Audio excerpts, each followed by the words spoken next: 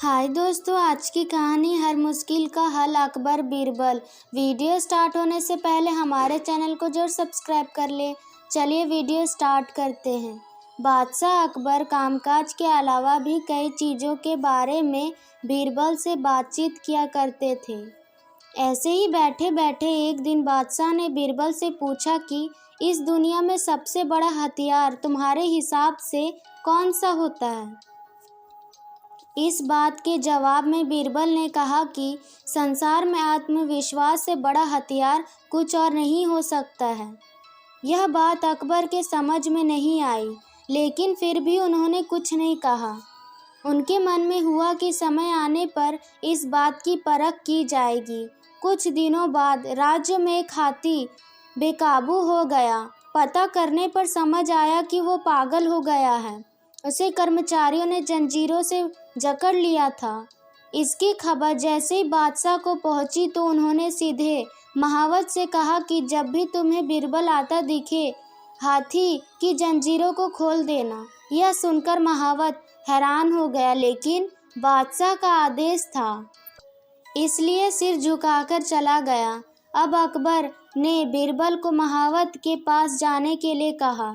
महावत ने भी बादशाह के आदेश का पालन करते हुए बीरबल को आते देख हाथी को जंजीरों से मुक्त कर दिया।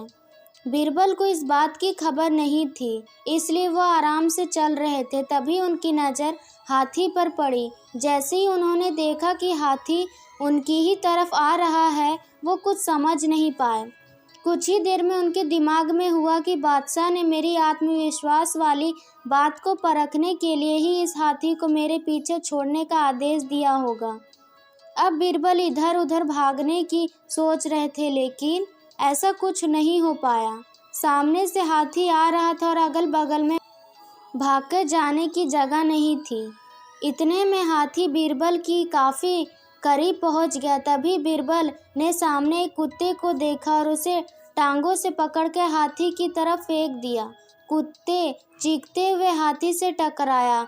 उसकी ऐसी चीखें सुनकर हाथी वापस उल्टी दिशा में भागने लगा। कुछ ही देर में इस बारे में बादशाह अकबर को पता चला।